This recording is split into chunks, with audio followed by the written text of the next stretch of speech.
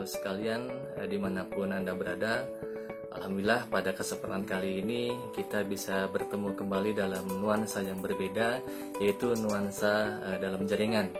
Ya, nah pada kesempatan kali ini Bapak akan menyampaikan terkait salah satu materi perkuliahan yang kalian ambil di semester ini. Nah, yaitu akuntansi biaya tentunya, atau bisa dibilang cost accounting.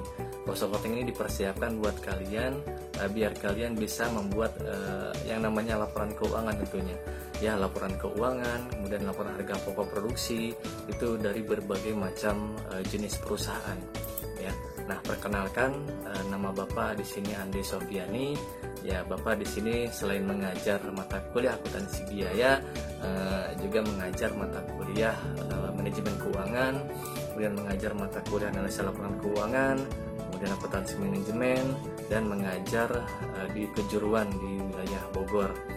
Nah, akuntansi biaya tentunya yang akan saya sampaikan itu sedikit tentang bagaimana kalian membuat sebuah laporan keuangan, laporan harga pokok produksi baik perusahaan jasa maupun baik perusahaan dagang maupun perusahaan manufaktur. Nah, di dalam akuntansi biaya itu kita kenal ada 3 perusahaan ya. Yang pertama adalah perusahaan jasa. Ya, mungkin kalian sebagian sudah mengetahui jenis-jenis perusahaan ini. Yang pertama itu perusahaan jasa. Ya, perusahaan jasa itu adalah perusahaan yang bergerak dalam bidang pelayanan, yang bergerak dalam bidang servis, dan bergerak dalam bidang maintenance tentunya. Dan yang terpenting di sini adalah perusahaan jasa itu memberikan pelayanan kepada para customernya dan kepada para pelanggannya. Lalu yang kedua itu perusahaan dagang. Nah, perusahaan dagang ini adalah perusahaan yang bergerak dalam bidang perdagangan tentunya. Ya, nah perusahaan dagang ini bisa dibilang perusahaan yang sering sales dan purchase, sering melakukan sales, sering melakukan purchase. Ya, itu perusahaan yang menjalankan usahanya mengenai jual beli barang dagangan atau merchandise inventory. Ya, dan yang terakhir yang kita kenal dengan jenis perusahaan yang ketiga adalah perusahaan manufaktur. Nah, perusahaan manufaktur ini itu perusahaan yang berbeda dari perusahaan jasa dan perusahaan dagang, di mana perusahaan manufaktur ini dia mengolah, menjadikan bahan baku menjadi barang jadi tentunya, menjadi sebuah produk yang bernilai. Nah, bisa dibilang juga perusahaan manufaktur adalah perusahaan pabrikasi. Dia memproduksi barang mentah menjadi barang jadi, dan kalau sudah jadi dijual kembali ke para customernya. Ya, tentunya yang paling banyak daripada customer perusahaan manufaktur adalah perusahaan dagang ya, untuk dijual kembali dan seterusnya. Nah, dalam akuntansi biaya ini, dalam akuntansi dikenal dengan yang namanya sistem informasi. Ya, sistem informasi dalam perusahaan itu ada 3. Yang pertama sistem informasi manajemen, kemudian sistem informasi akuntansi, dan sistem akuntansi biaya. Nah, seperti yang saya bilang sebelumnya bahwa akuntansi biaya itu adalah bagian daripada akuntansi keuangan dan menjadikan dasar daripada akuntansi manajemen berikutnya. Lalu kenapa? Untuk apa? Nah, akuntansi biaya itu adalah dasar daripada akuntansi biaya adalah bagian daripada manajemen, akuntansi manajemen untuk mempersiapkan laporan keuangan. Sedangkan akuntansi itu adalah dasar daripada akuntansi manajemen. Itu untuk apa? Untuk menyiapkan informasi untuk perusahaan. Ya, apa bedanya? Kalau akuntansi keuangan itu untuk pihak eksternal tentunya. Yaitu pihak eksternal itu bisa pemegang saham, bisa investor, kemudian bisa analis atau kreditur.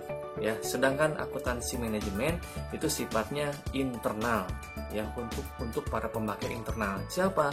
Bisa manajer, bisa direktur, kemudian bisa kepala bagian tentunya yang bertanggung jawab dalam pengambil kebijakan. Ya, nah di sini dalam akuntansi biaya ini saya lebih kepada yang namanya perusahaan manufaktur, di mana perusahaan manufaktur ini ada yang namanya aliran biaya. Kalian harus kenal dengan yang namanya aliran biaya ini. Biaya-biaya apa saja? Nah, kalian harus mengetahui apa itu raw material. Kalian harus mengetahui apa itu bahan baku. Dan kalian harus mengetahui apa itu bahan penolong. Ya, kemudian kalian juga akan belajar mengenai yang namanya tenaga kerja. Dalam aliran biaya itu ada tenaga kerja atau labor. Ini ada dua, yaitu direct labor dan indirect labor. Dan yang terakhir itu aliran biaya mengenai overhead pabrik. Bagaimana overhead pabrik itu? Overhead pabrik itu bisa dibilang bahan yang melekat pada produk itu sendiri dan yang mendukung proses produksi itu sendiri. Ya, contohnya adalah listrik, kemudian alat-alat produksi, kemudian mesin-mesin dan sebagainya. Nah, itu disebut dengan overhead pabrik. Nah, tiga hal ini dijadikan satu untuk sebuah yang namanya proses produksi atau untuk work in process istilah lainnya. Nah, setelah proses produksi tentunya ada yang namanya barang jadi atau produk yang sudah selesai dan siap untuk dijual tentunya. Nah, dalam aliran biaya, kalau kita sudah menjual yang namanya produk tentunya ya, itu kita pasti akan mendapatkan sebuah pemasukan, sebuah input. Apa? Itu bisa berupa kas kalau memang tunai, bisa berupa piutang kalau memang dijual secara kredit tentunya. Nah, ini Bapak sudah menyiapkan T-account yang mungkin kalian sudah kenal di semester sebelumnya atau di sekolah khususnya jurusan akuntansi. Ini adalah bentuk-bentuk T-account. Nah ya, saya lanjutkan. Aliran biaya pada saat sudah dijual produk tersebut yang sudah jadi, itu kita akan menerima yang namanya kas. Nah ya, kas ini kita gunakan atau perusahaan gunakan untuk membeli yang namanya bahan baku, kemudian untuk membayar tenaga kerja, kemudian untuk membayar beban daripada overhead pabrik. Nah, biaya-biaya ini dikeluarkan dari kas dan dijadikan satu semuanya untuk proses produksi. Nah, biaya ini masuk ke dalam barang dalam proses namanya. Nah, setelah itu barang dalam proses sudah setengah jadi, yang sudah jadi itu bisa dibilang aliran biayanya ditujukan pada persediaan produk selesai. Nah, seperti yang aliran biaya yang di atas ini, setelah produk itu selesai, itu otomatis dijual. Langsung masuk ke dalam penjualan. Ya, jika penjualan ini dilakukan secara tunai, maka itu akan menghasilkan namanya kas, akan menghasilkan namanya uang untuk diputar kembali. Tapi kalau penjualan ini secara kredit, maka di sini larinya kepada yang namanya piutang.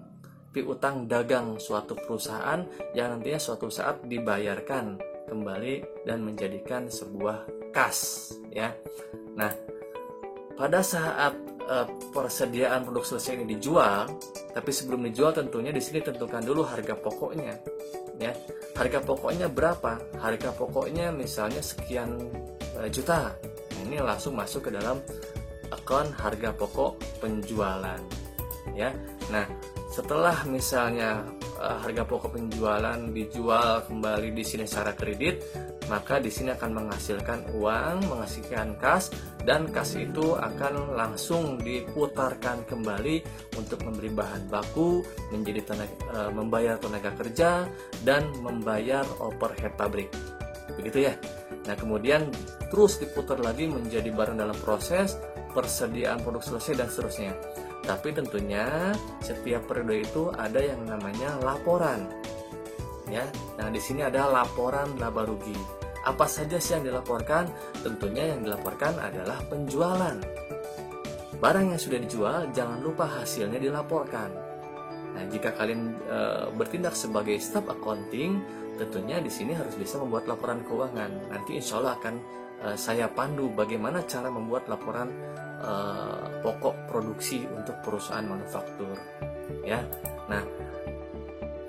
Laporan laba rugi ini tentunya menjadikan sebuah perusahaan itu bisa berkembang. Jika laporan keuangan ini dibutuhkan oleh pihak eksternal, nah insya Allah perusahaan itu akan dapat kepercayaan publik.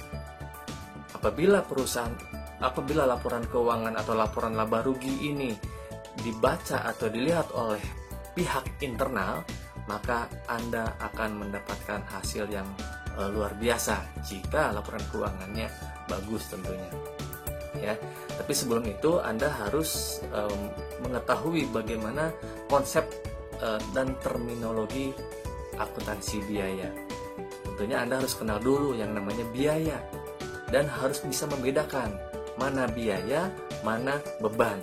Anda harus bisa tahu antara cost dan expense.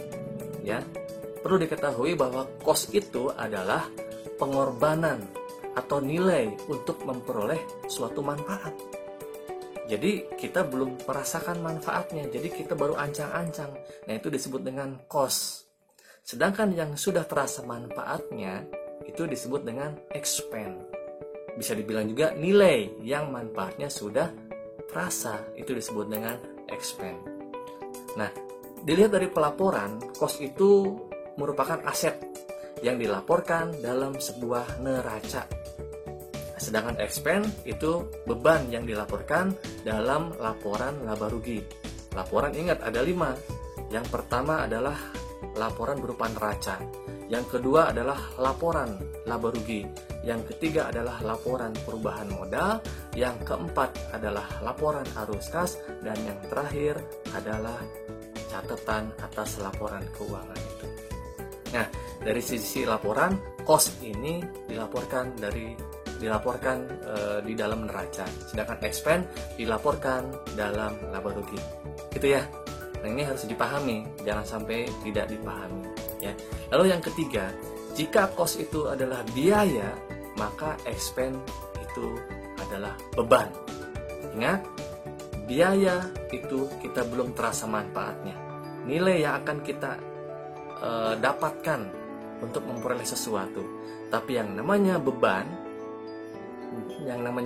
atau expense gitu ya, itu nilainya sudah terasa, manfaatnya sudah kita rasakan.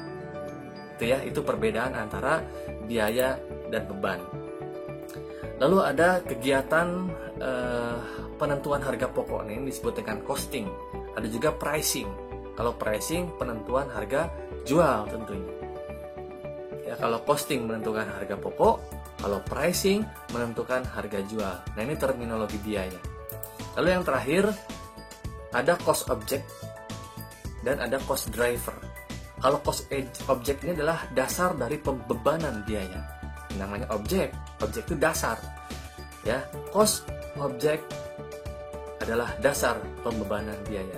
Sedangkan cost driver itu dasar menentukan berapa besarnya cost object. Ya, itu cost driver. Jadi sekali lagi, cost object itu adalah dasar pembebanan biaya, sedangkan cost driver dasar menentukan besarnya cost object. Nah, ini adalah konsep daripada terminologi biaya. Ya, mudah-mudahan bisa dipahami ya. Nah, ini lalu bagaimana harga pokok itu sendiri? Ya, sebelum masuk ke harga pokok, tentunya Anda harus tahu bagaimana biaya itu dikelompokkan. Yang pertama, kelompok yang pertama itu berdasarkan objek biaya.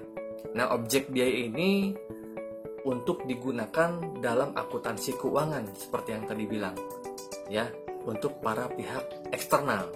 Kemudian yang kedua, berdasarkan elemen pokok dikelompokkan ke dalam 3, yaitu biaya bahan baku, biaya tenaga kerja, dan biaya overhead pabrik. Biaya bahan baku, bahan dasar, kemudian biaya tenaga kerja, labor, dan biaya overhead pabrik, itu bahan-bahan penolong yang melekat pada produk.